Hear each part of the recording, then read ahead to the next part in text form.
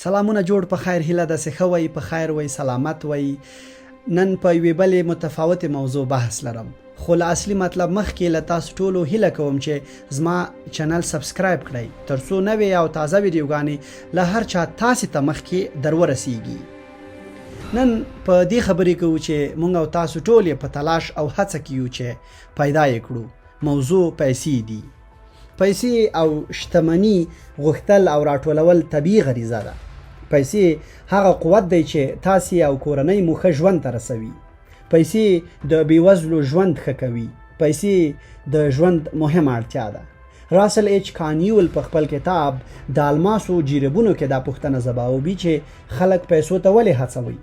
دی وایي پیسې درته قرآن چاپوي، پیسې درته جومات جوړوي، پیسې درته مدرسې چلوي او عالمان روزي. که پیسې نه وي عالمان به هم نه وي. څوک چې وایي پیسې مې نه خوښیږي دا یې د ګناه احساس کوي. یا د بې کفایتۍ یا د هغې ګیدړې کیسه ده چې انګورو ته نه رسېده نو ویل چې انګور تروه دي.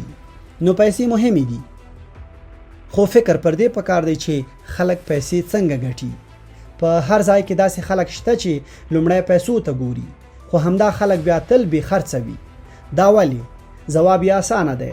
دا خلک پیسې غواړي او په پیسو غوښتلو کې دومره بوخت وي چې دې ته یې هم پام نه وي چې ترڅو د پیسو زړی ونه کړي.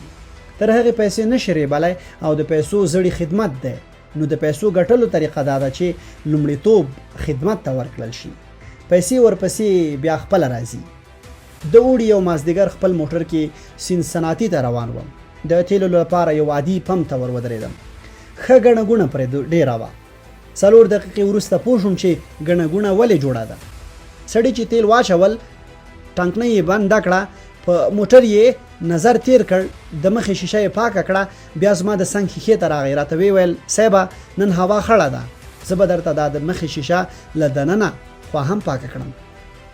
زر زما د موټر ښیښه له دننه هم پاکه کړه او دا کار په سلو کې یو پم هم نه کوي. دا ډېر عادي کار و، خو د شپې یې را سره مرسته وکړه. ما ته یې لاره پاکه ښکاره کړه او همدې یوې عادي ښېګڼې بیا دا پم له ما نه هېراوه. له دې پېښې وروسته 3 میاشتو کې 8 ځل په دې لاره لاړم. هر ځل به مې همدې پم کې تیل اچول. هغوی به هم راته موټر پاکاوه.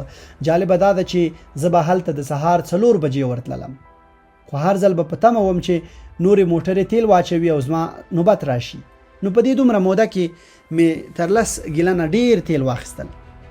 داسې هم کېده چې د دې تیلو پم مسؤل زه لیدلی وای. ویلی وای چې دا خو د دې سیمې نه دی، هسې به کومه ورځ راغلی وي. نو ځان ورسره ولې ستړی کړم او ښیښه ولې ورته پاکه کړم؟ څه بایپار خو نه دی چې هر وخت به راځي. خو د دې پم مسؤلینو دا ذهنیت نه درلود. دوی لومړی خدمت کاوه. له همدې امله به دوی داسې وخت کې هم ډېرو موټرو ته تیل اچول چې نور پمپونه به تقریبا بند او رخصت وو.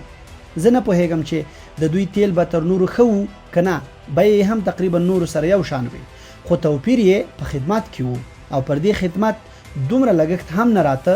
د دې پم مسؤل چې په لومړي ځل زما د موټرو ښیښه له دننه پاکه کړه نو د پیسو لومړی زړه یې وکاره.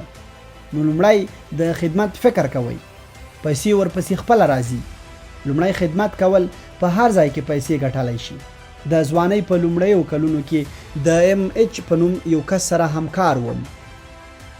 MH د پیسو ګټلو پر ځای د پیسو پر اړتیا فکر کاوه. د شرکت وخت به یې په خپلو مالي فکرونو تېراوه. ټوله ورځ به پر دې موضوع لګیا و چې دې شرکت کې زه ولې تر ټولو ټیټ معاش اخلم.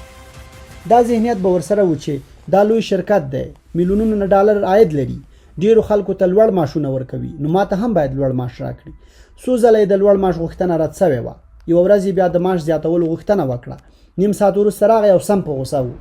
خبرو یې دا ښوده چې معاش یې که هېڅ بدلون نه دی راغلی. یاره ماغزه مې کار نه کوي. ما ورته وویل چې معاش مې لوړ کړی. پوهېږې هغه بوډا څه وویل؟ ته څه فکر کوې چې ولې دې باید معاش لوړ شي؟ ما ورسره ډېر بحث وکړ. ورته ومې ویل چې د نورو معاشونه لوړیږي او زما نه لوړیږي. ورته ومې ویل مصرفونه لوړیږي او زما معاش نه لوړیږي. دا مې هم ورته ویل چې تاسې راته هر څه ویلي ما درته کړي دي. ښه ته ګوره، زه ډېر معاش غواړم خو دوی لا هغو ته ډېر معاش ورکوي چې پیسو ته یې اړتیا ده. رئیس را سره داسې لګیا وي لکه خیرات چې ترې غواړم. هر وخت راته همدا یوه خبره کوي چې کله دې کاري راپور وښودل چې د لوړ معاش وړ یې نو معاش به دې لوړ شي. زما ملګری د پیسو ګټلو په چل نه پوهېده. وروستۍ خبرې د ټولې تېروتنې په ګوته کړې. د شرکت وویل ډېرې پیسې راکړئ چې ډېر کار درته وکړم. خو سیستم داسې نه دی. معاش د ډېر کار په ژمنه نه لوړېږي بلکې ستاسې په ډېرو حالو ځلو لوړېږي. د پیسو زړی چې ونه کوئ پیسې نشئ ریبلی او د پیسو زړی کار او خدمت دی. تاسې خدمت وکړئ پیسې به خپله راشي.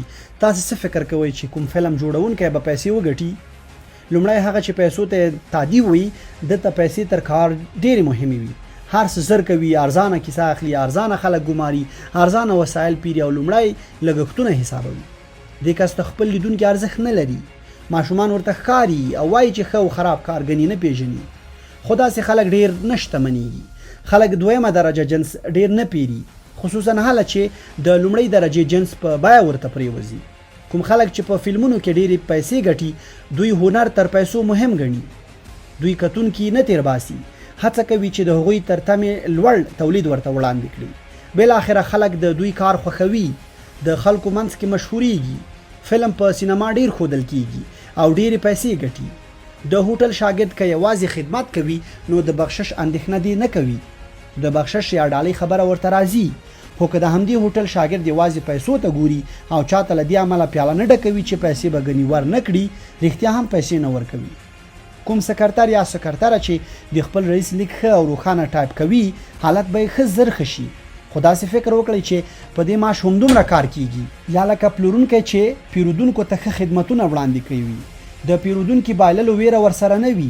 خدمتو ته په لومړیتوب ورکولو کې در سره دا یو اسانه خو قوي اصل مرسته کوي. خلکو ته د هغوی له تمې لوړ کار کوئ. تاسې چې چاته د هغوی له تمې ډیر کار وکړئ، له توقع ډیر کار وکړئ، دا په اصل کې د پیسو زړی دی. تر ناوخته کار کول او د شرکت د یوې برخې ستونزه حلول د پیسو زړی دی. پیرودونکي ته د هغوی تر تمې لوړ خدمت وړاندې کول د پیسو زړی دی. هر کار یوازې د پیسو لپاره نه کول د پیسو زړی دی. د ګټورتیا لوړولو لپاره هر مفکوره عملي کول د پیسو زړی دی او پیسې له همدې زړو راشنې کیږي. نو خدمت وکړئ او پیسې وریبئ. تاسې خدمت وکړئ پیسې درته خپله راځي. لنډه دا چې داسې ذهنیت جوړ کړئ چې بري ته مو ورسوي. دې ذهنیت ته وده ورکړئ چې زه فعال یا فعاله یم. د کار پایلې له کار سره د شته شوق له مخې ترلاسه کیږي. ژور لاړ شئ، ډیر معلومات پیدا کړئ. دا خپله د شور و شوق پیل دی. ښه زیري او خبرونه ورکړئ. هیچا په بدو خبرو ښه نه دی کار نه دی کړی. دویم، نورو ته د ارزښت ورکولو ذهنیت ته وده ورکړئ. تاسې چې چاته ارزښت ورکړئ هغه درته ډیر کار کوي. دا کارونه کوئ. په هر حال چې ستاینه او درناوی مه هېروئ. خلکو ته د ارزښت ورکړئ، په نوم ورغږ کړئ. دریم، دا ذهنیت پیدا کړئ چې لومړی به خدمت کوئ، پیسې به درپسې خپله منډې وهي. دا اصل په هر کار کې مراعاتوئ. خلکو ته د هغوی تر تمې لوړ کار وکړئ. تر بیا ښه وخت.